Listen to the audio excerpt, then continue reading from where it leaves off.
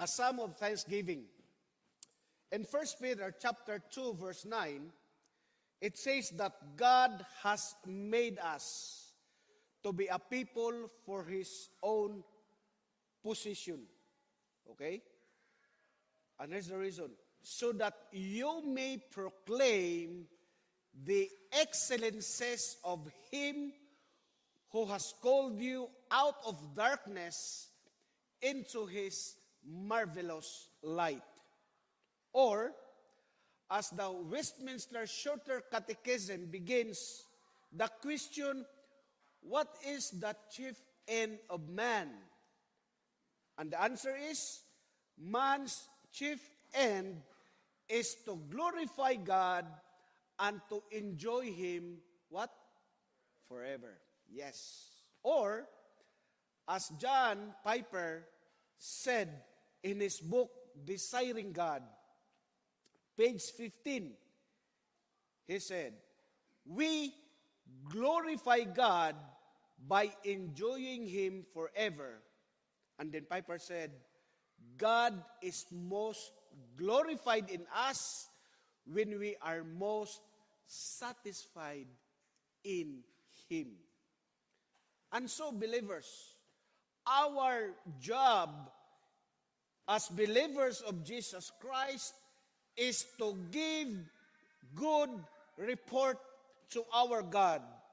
Our job as believers in Jesus Christ is to give good testimony to our God. How? By showing in our lives, in our words, how excellent He truly is. And that is the message of Psalm 100. And let me give you my sermon in a sentence, for those of you who are writing down. Because the Lord is good, we who belong to Him should be people of joy, submission, and praise. Let me repeat that. Because the Lord is good, we who belong to Him should be people of joy, submission, and praise. So Psalm 100 is the only psalm with the title, A Psalm for Thanksgiving. And according to Laird Harris, in his book entitled Theological Workbook of the Old Testament, this is what he says. The Hebrew word for thanksgiving literally means confession. So in this case, it means to confess God's character and His works. And if you read Psalm 93 to Psalm 100, it talks about God as King. It overflows with the exuberant joy of those who know themselves to be God's people. And so in these 5 verses, as we look at these 5 verses of Psalm 100, there are 4 verses of exhortation, and then followed by 1 verse giving the reason for the exhortations. And in these 5 verses, there are 7 commands. Namely, in verse 1, it says, shout joyfully. Verse 2a, serve. Verse 2b, come before Him. Verse 3, know. Verse 4a, enter. Verse 4b, give thanks. And 4c, and bless. Then verse 5 gives the reason behind the commands. So what we are going to do this morning is to begin first with the reason. And then after the reason, we're going to move to the commands. Okay? So that's what we're going to do this morning. So, let's start with my first point this morning. The first point is, the Lord is good. Okay? That's the number one point. The Lord is good in verse 5. Okay? We always say that God is good, and the answer is all the time, God is good. Right? So the Lord is good. It is easy to say that. But the question is, do you really believe it? That's the bottom line. Right? Some of us, we have gone through very difficult trials. Right? Jesus Christ said, in this world, you will have troubles. But take heed, you have overcome the world. Job says, man is born of troubles. Right? So you may be in difficult trials right now. But do you believe that God is good? And that He is using these trials to work together for your good, so that you will be conformed to the image of Jesus Christ. Romans 8:28 and 29. And we know that for all things, good or bad, work together for good to those who love God, who are the called as according to His purpose. And for those whom He predestined, He also called. And for those He called, He also justified. And for those He justified, He also sanctified. And for those who sanctified, He also glorified. So the psalmist wrote in Psalm 119, in verse 67, it says, before I was afflicted, I went astray. But now I keep your word. And then the very next verse, in verse 68, it says, you are good and do good. Teach me your statutes. And then a few verses later, in verse 71 of Psalm 119, it says, it is good for me that I was afflicted. Why? That I may learn your statutes. And here's the implication of this verse, brothers and sisters. That even in our afflictions, especially in our afflictions, we must submit to God and affirm His goodness by faith. Can you say amen for that? That's right. You know why? You know why we have to affirm His goodness by faith even in the midst of trials? You know why? Because we have an enemy, Satan, the world, and the flesh. We believe in the Holy Trinity, Father, Son, and Holy Spirit, but we also believe in the unholy Trinity, ourselves, the world, and Satan. And so you know why we have to affirm God's goodness in our lives, even in the midst of our afflictions? Because Satan knows that if he can get you to doubt God's goodness, you won't trust Him. Right? And if you don't trust Him, you won't obey Him. And maybe you will say, why should I trust and obey? He is a mean God. He is mean to me because He is trying to make me miserable by giving me maybe sickness, severe trials, persecutions. And you know, sometimes we assume that our Heavenly Father is mean. Sometimes we assume that He is grumpy and not wanting us to enjoy life. And you know, brothers and sisters in Christ, that's why it's very important for us to have a right perspective or right understanding of God from the Bible. Right? Biblical worldview, biblical perspective is very important.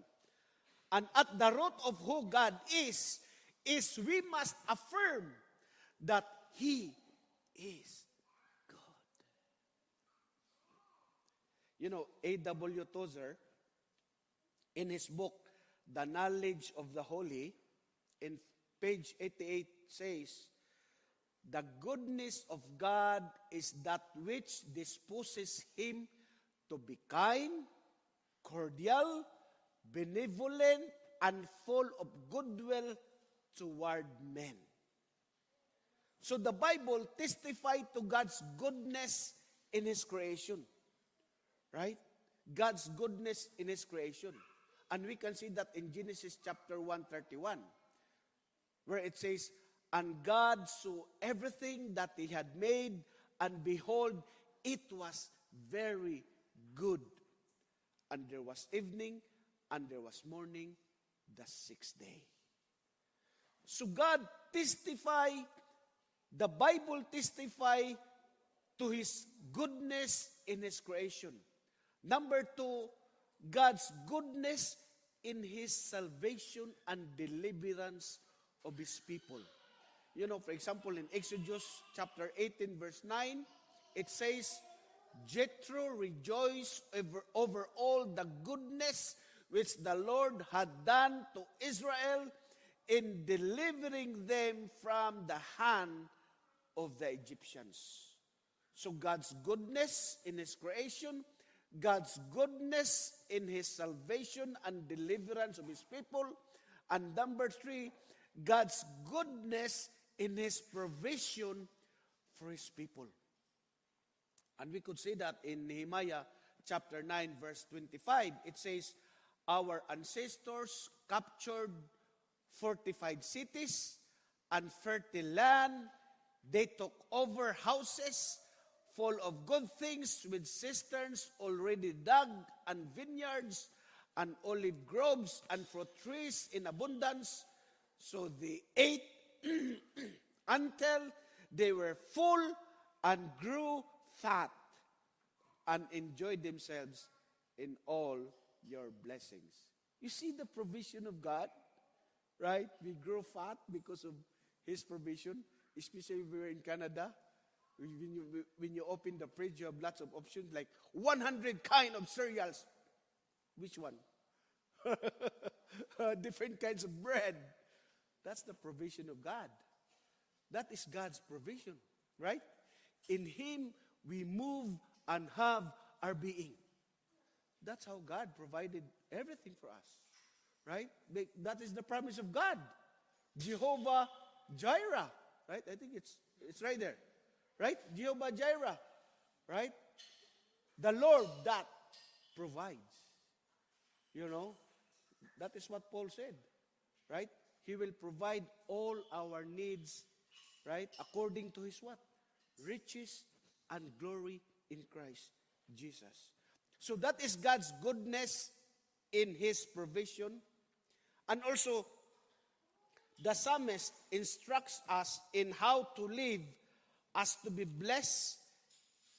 In Psalm 25 verse 8, it says, the Lord is good and does what is right. He shows the proper path to those who go astray. So God is good even in affliction. Not only that God is good in His creation, God is good in His salvation and deliverance, right? God is good in His provision to us, but also God is good even in our affliction. You know, in Genesis chapter 50, verse 20, if you remember the story of Joseph, he said to his brothers, you intended to harm me, but God intended it all for good. He brought me to this position so I could save the lives of many people. You see? Right? You intended it for evil, but God meant it for good. You see how good God is, even in times of our afflictions. And in the book of Psalm, right, the psalmist mentions two aspects of God's goodness. That God's loving kindness is everlasting, and God's faithfulness is to all generations.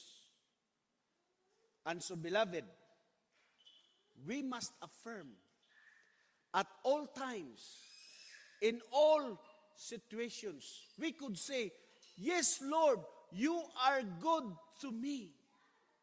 Yes, Lord, your loving kindness and your faithfulness are always with me. You will never leave me or forsake me. Hebrews 13 verse 5, right?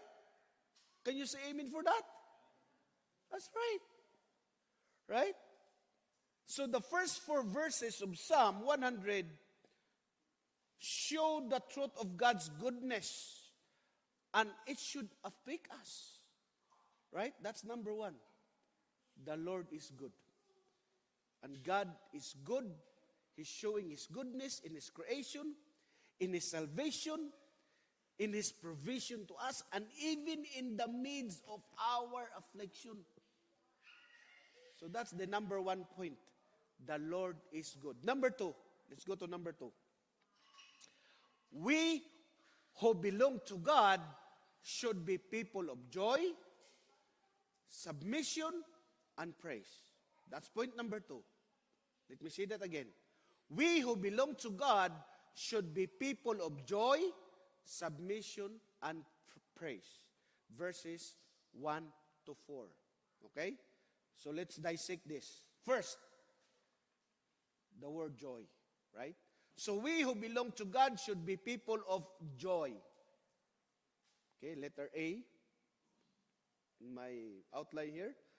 And we could say that in verses 1 to 2. It says, let's read it. Shout joyfully to the Lord, all the earth. Serve the Lord with gladness. Come before Him with joyful singing. And so let me ask you this. Is that your image of the Christian life? Right? When the Bible says, shout joyfully to the Lord, is that our image? So what's the implication here? If God commanded us to shout joyfully, if God commanded us to be joyful, right? Remember in the New Testament, Paul says, rejoice. Right? How many times? Always. And if you're complaining, again, I say rejoice. See, that's the point of Paul. Right? Paul said, rejoice in the Lord always. And then if you're complaining, Paul said, again, I say rejoice. No more complain. Right? So is that our image? Right? So the implication, one of the implications here is, in our lives, right? We cannot just be grumpy, you know. We cannot be grumpy dad or maybe grumpy grandma, or we cannot be, I cannot be grumpy to my wife. Right? That's the implication here. Right? I even grumpy to my kids, or maybe grumpy to my dog because now we have a puppy. Right? So, nothing about here in this verse that says being grumpy to your wife or to your kids or to your dog, if you have a dog. There's no room for complaining about your trials, for example. Why? Because the psalmist is telling us 4 things here in verses 1 to 2. Number 1, joy in the Lord should be cheerful, joyful, in high spirit, energetic. That's what it means there. The word joyful. Right? That's how our joy in the Lord should overflow at all times. We should be joyful Christians. And don't get me wrong. Okay? Of course, the Bible does not suggest that it should be that always. Right? Because in reality, we know that we all go through high points and low points. There are times that we feel discouraged. There are times that we're happy. There are times that we're sad. Right? And also, the Bible tells us in Romans 12:15 that we are to rejoice with those that rejoice and weep with those who weep. Right? So there's a balance. Right? There are times that we're here, we're there. Right? But, just listen, brothers and sisters. If God has worked a victory in your life, what you gonna do? Celebrate. Shout for joy. Right? And if He has answered your prayer, shout for joy. But maybe you're thinking, that is not my personality, brother. I'm rather a calm, reserved, person. I'm quiet. But notice, right? Being joyful in the Lord is commanded for all. It says there. Right? If you look at that verse, it says, the psalmist does not say, shout joyfully to the Lord, all of you who have joyful personalities, like me. It doesn't say there. It says there, the psalmist doesn't say that. He says, right, shout joyfully if you have joyful personalities. No, it says there, shout joyfully to the Lord. What's next? All the earth. Wow, marvelous. So profound. Shout joyfully, all the earth. That's including you and me. All the earth means all the earth. Right? For all the earth to shout joyfully to the Lord, they must know who He is. And one way that they should know that God is worth shouting about is that when they see joyful Christians. Right? The world is watching us. And they know that our God is a good God. If they see joyful Christians. And here's the question again. Okay? Here's the question for you and me. Are you giving God a bad testimony? Or are you giving God a good testimony? As the unbelieving world observes our life. So we should get excited about our God. Amen? Amen? Amen. Right? We should get excited about our God. Number 3. Right? Joy. Okay, we're in this sub-point of second point, right? So we're still talking about joy. So joy in the Lord should saturate our service for Him. That's number 3. Okay? Joy in the Lord should saturate our service for Him. Look at that verse again. It says, serve the Lord with what? Gladness. Serve the Lord with gladness. And here, there are 2 parts to the command. Right? The first part is serve the Lord.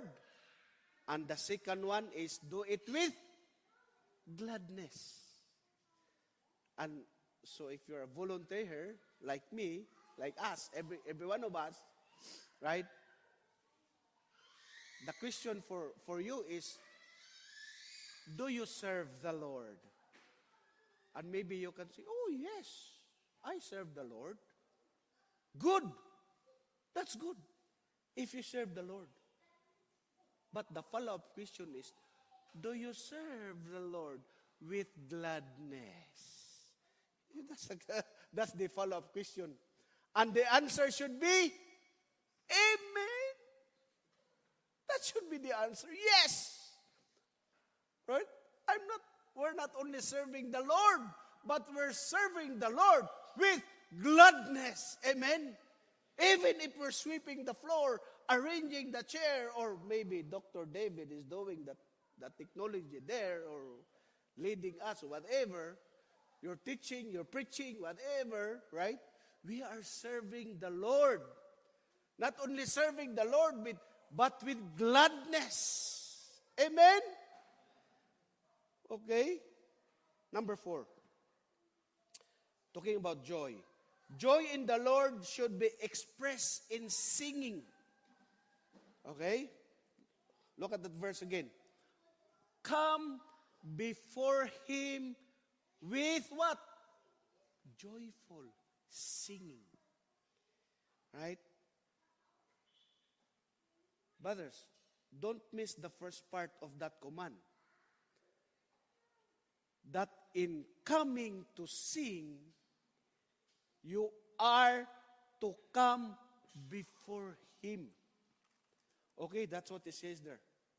So remember, when we gather in His presence, if our singing is dry, is dull, or flat, we have no energy because maybe we're into, there's conflict or discouragement or whatever, right? And sometimes it's happened to us, right? But don't forget that when we're singing to God, we're coming to Him and we are offering it to Him. Amen? That's what the Bible says. The fruit of our lips giving thanks. Romans 12:1, right? Offer your bodies as what? As a living sacrifice. Right? And then verse 2 of Romans 12, do not conform to the pattern of this world. We have to go against the flow. But be transformed. How? By the renewing of your minds, so that you may be able to discern what is good and perfect will of God. That's what Romans 12, chapter verses 1 and 2 says. Right? And it's very important. Right? It says there, come before Him with joyful singing. So we who belong to God should be people of joy. Right? That's number 1. Secondly, we who belong to God should be people of submission. Verse 3. Okay, look at verse 3. In verse 3, you cannot find the word submission in there. No, there's no word submission in there. Right? But the concept of submission is there. The concept is there. Okay? Let's read it. It says there, know that the Lord Himself is God.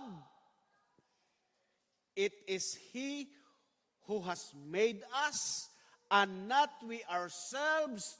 We are His what? People and the sheep of His pasture. Okay? So, here's the question. Why does the psalmist insert this verse in a psalm dealing with joy and thanksgiving? What does the fact that the Lord is God and that He made us and we are His people and His sheep have to do with thanksgiving? Okay? So, let me shed light on this verse. Okay? Now, remember in verse 3, if you notice, it describes a relationship of submission to God, and submission is directly related to thankfulness. There's a relationship between submission and thankfulness. Okay? Why? Because if you are grumbling, if you are whining, if you are complaining about your circumstances, then you are not subject to God's sovereignty in your life. Right? How could I submit to God if I'm in the first place complaining of what He did to me, for example? It's hard. So there's a connection between submission, right, to our thankfulness to God. You are implying that you could do a better job than God at running your life if He would just give you the chance. Right?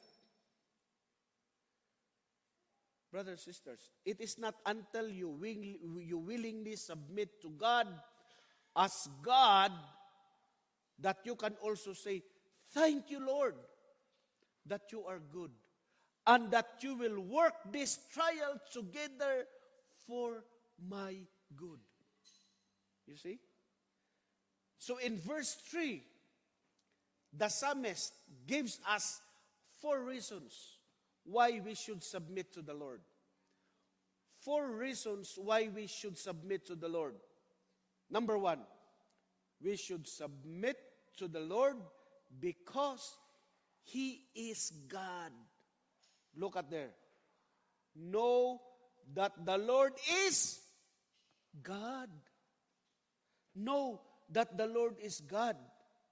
So what does it mean? Know that the Lord is God. That means you are not God. I am not God. He is God. Right? Even when we don't understand why something is happening to us, right? We need to acknowledge, Lord, you are the only true and living God, and therefore I submit to you. Whatever happens. That is called faith. Right? But our faith is not deism. Or we call that fideism. You know, fideism, right? Remember the word fide, sola fide, by faith. You know, fideism is the teaching that our faith is a blind faith. It is not based on rational. It is not based on facts. No. Our faith is not a blind faith. Our faith is factual. Our faith is based in His promises, in His word, living and active. That's our faith. Right? Remember Hebrews? It is impossible to serve God, to love God without faith. Right? And when we come to God, we must believe that He is. Right? But our faith is not a subjective kind of faith. It is an objective kind of faith. It is outside of us. Right? It is not, this is how I feel. No, it's objective. That's why we call it objective faith. That's why, because it's in the Word of God. And the Word of God is propositional. We can read it. We can study it. And we can apply it in our lives. And it gives us strength. And it will grow us into His image. Right? So, number 2, we should submit to the Lord because He is our Creator. Right? Number 1 is why we should submit to Him, not only that He is God, but number 2, we should submit to the Lord because He is our Creator. Look at that verse again. In verse 3, it is He who has made us and not we ourselves. Who made us? Who made us? God. God made us. He is the creator of all things. Right? He is the sustainer of all things. He caused all things. He is the uncaused cause, the unmoved mover in the universe. Right? So what's the implication here? Right? If God is our creator, the implication here is that since God made us, therefore we must bow before Him. Right? He is our creator and we are His creatures. Right? And just so you know, it is not the evolution of Charles Darwin that made us. Right? We don't believe in evolution. Right? That's a lie. It's not even scientific. That's a theory. Right? But God and God alone who made us. He is the creator of all things. Right? And the Bible assumes the existence of God. It does not prove, but it assumes the existence of God. In Genesis chapter 1, verse 1, it says, in the beginning, what? God created the heavens and the earth. Right? It assumed the existence of God. Right? And do you know why there's a lot of atheists in this world? You know why there's a lot of agnostic, there's lots of atheists? You know one of the reasons why? Because of the sin of pride. Right? And what is the letter in the middle of the word pride? Letter I. I, pride, right? The letter I is in the middle. Right? I am the captain of my ship. There you go. And if the person is full of pride, then what's going to happen? He will not submit to God. He will not submit to God. Right? But as Christians, if we believe that God created us, then we must be in submission to Him. Amen? Amen. There's no such thing as an atheist in this world. Psalm 14:1, the fool saith in his heart, there is no God. Who said that? The fool said in his heart, there is no God. What does the word fool means in there? It doesn't mean intellectual ability. No, it doesn't mean that. Because there's a lot of atheists, unbelievers who are genius. Right? Smart, very smart people. Engineers, doctors, lawyers, you name it. Right? So the word fool in there, in Psalm 14:1, the fool says in his heart, there's no God. The word fool in there, it doesn't mean intellectual ability. It means immoral. It means ethical. Right? It means that person doesn't want to acknowledge God. That person doesn't want to glorify God. That person doesn't want to thank God. That's the word fool in there. Because there's no such thing as an atheist. Right? We have tons and tons, millions of evidence about the existence of God. About God Himself. Right? Romans chapter 1. Right? God's revelation in creation. Psalm 19:1. The heavens declare the glory of God. Who declared the glory of God? The heavens. His creation. God's revelation in creation. So when you see mountains, trees, ocean, everything, right? It proves the existence of God. That is God's revelation in His creation. And we have God's revelation in our hearts. In Romans chapter 2. Right? In conscience. That's why people have conscience. It doesn't matter if you're a believer, unbeliever, you have conscience. And what is conscience? Conscience is the sense of right and wrong. You know that. That is God's revelation in our hearts. Right? The law of God written in our hearts. There's no such thing as an atheist. Right? Because Romans 1:18, it says, right? The wrath of God is revealed against all what? Ungodliness and unrighteousness. Who? Suppress the truth in unrighteousness and ungodliness. Suppress. So all of us, before we become Christians, we are truth suppressors. Right? There's no such thing as an atheist. Right? We are all truth suppressors. We suppress the truth in unrighteousness and in ungodliness. You know, an atheist is like a picture of a man. He's in the swimming pool.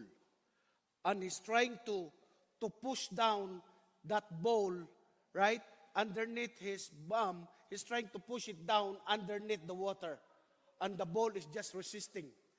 And sometimes when we get tired, the bowl will come up, and then he's going to push it down again, right? That's the picture of an atheist. Truth suppressor. Okay? And the Bible is very clear, right? We're not talking about how to prove the existence of God, right? But there's millions of evidence. The burden of proof is in the atheist. It's not on us. To prove the existence of God, it's millions and millions of evidence. And we can talk about it, right? We can talk about the reliability of Scripture, miracles, or what, all this cosmological argument, teleological argument, right? Ontological argument, all this classical apologetics, how to defend the faith, presuppositional apologetics, evidentialist apologetics, all these kinds of evidences, right? There's millions of them to prove that God exists. And that is why we as Christians, because He created us, therefore we must submit to Him. That's the lesson. Number 3, we should submit to the Lord because He is our Redeemer. Because He is our Savior. Look at there. In verse 3 again. We are His what? People. We are His people.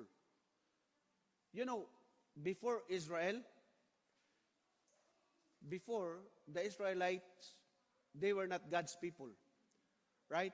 But God chose them and called them to follow Him. God redeemed or saved them from bondage in Egypt. And the same thing, right? We, as a church, assembly, the called out ones, right? We are in the church. Before, we are not His people. Right? Remember it says there, we are His people.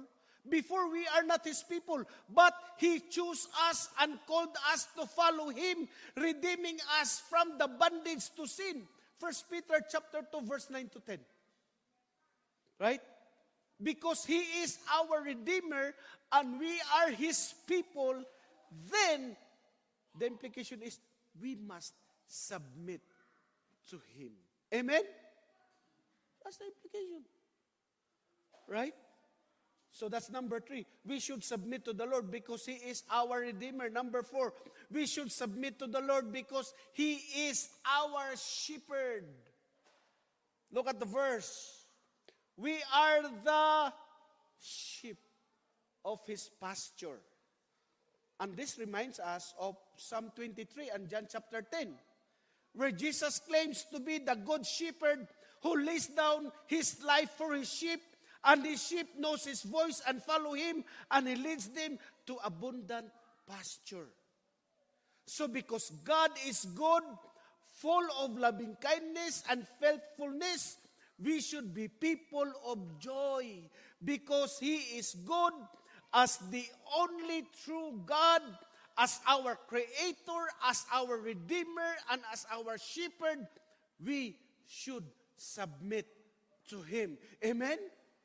Can you say amen for that? That's right. Amen. I'm not making you charismatic, okay?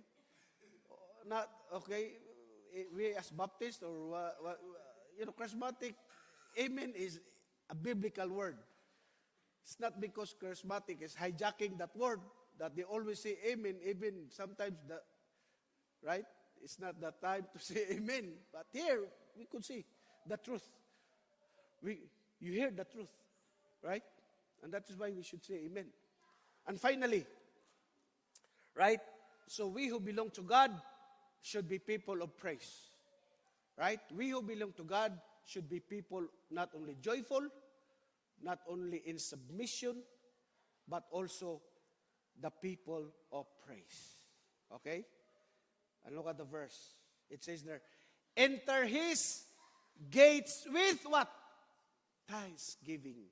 And His courts with praise. Give thanks to Him. Bless His name.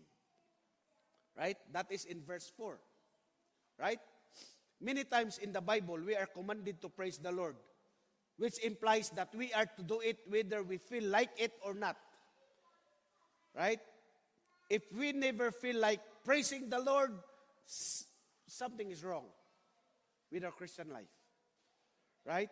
And of course, there are times when you must begin with praising God because He commands it. Even if you don't feel like it, just praise God.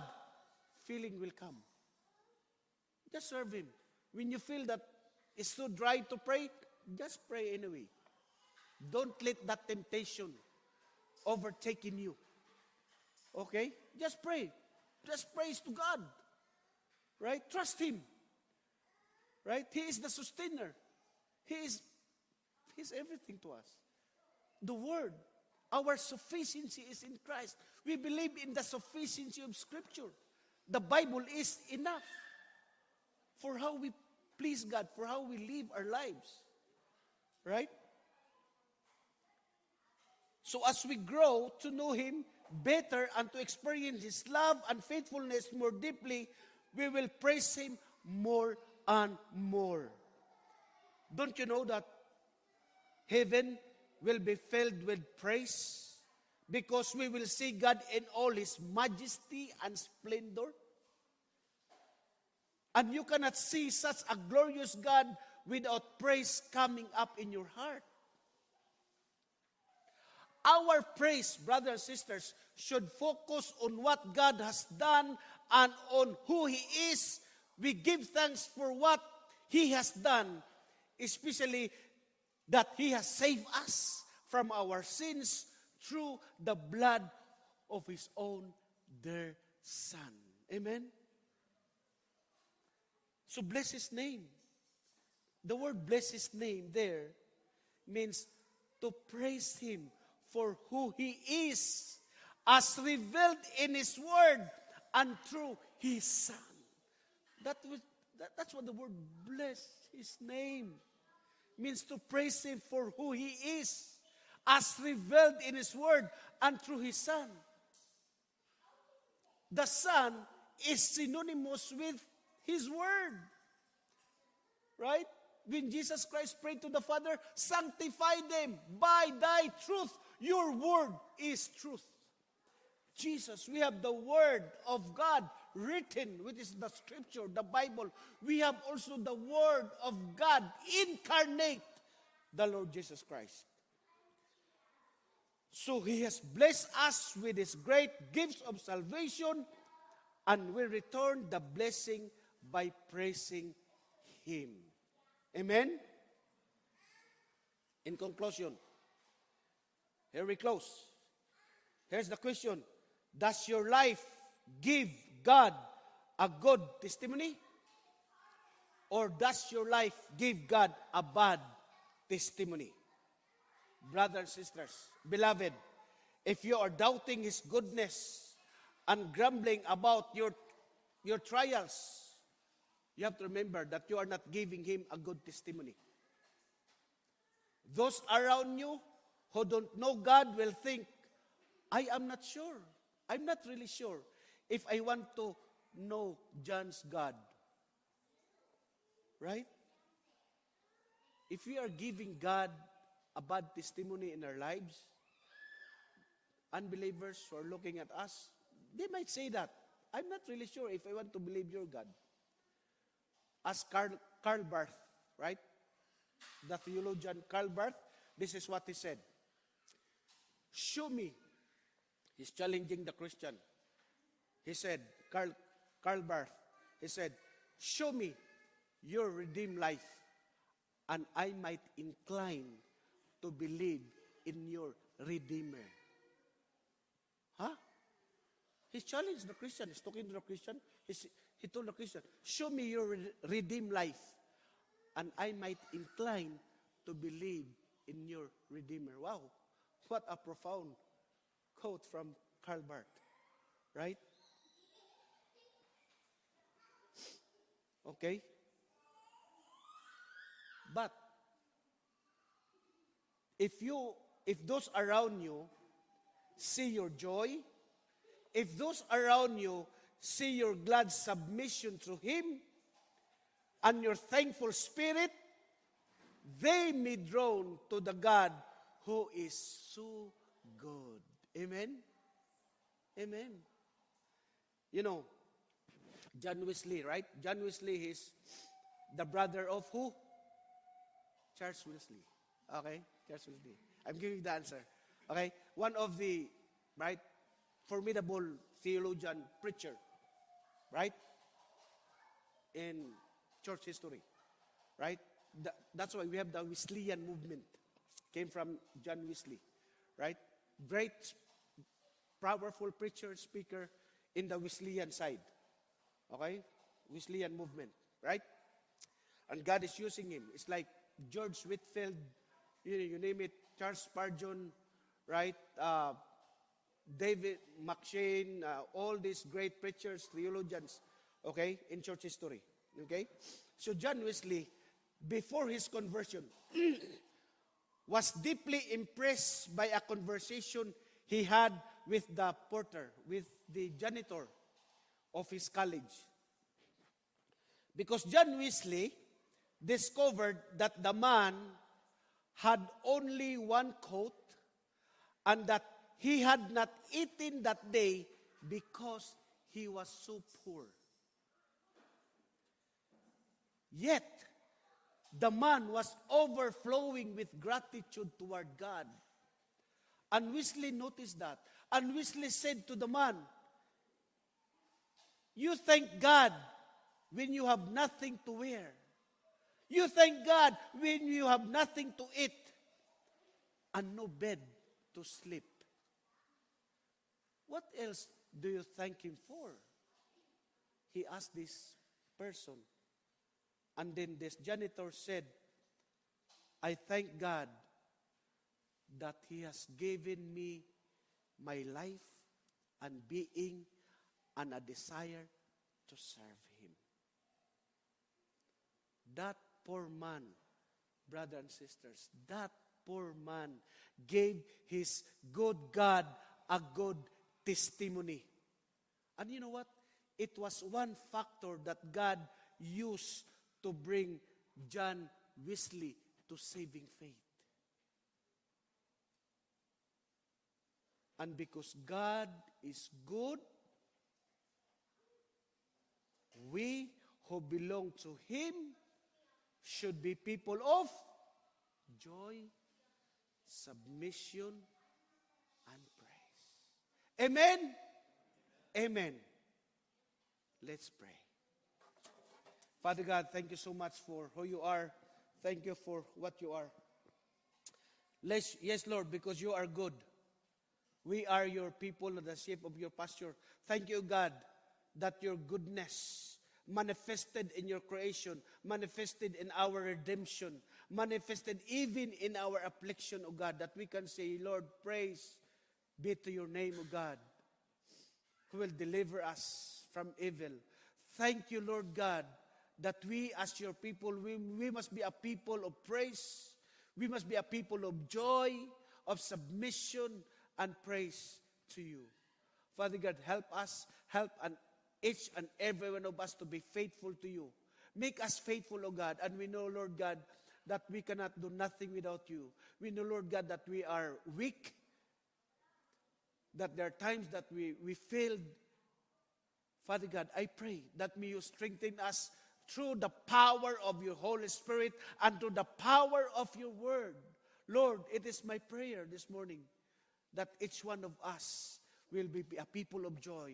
We will be people to submit to your authority, to your sovereignty, to your control, and a people to praise your name every day in our lives, Lord.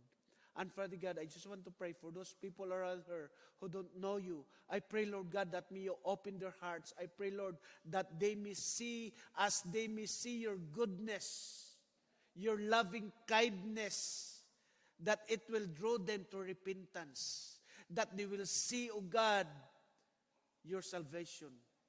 And so, Father God, open their blind eyes. Lord, convict them from their sins, that they may know you, the one and only true God. And so, Father God, this morning, we just want to give you praise. We just want to give you glory. All the thanksgiving belongs to you. All the glory belongs to you. And this we pray, O God, and the people of God will say, Amen and amen. God bless you, brothers and sisters.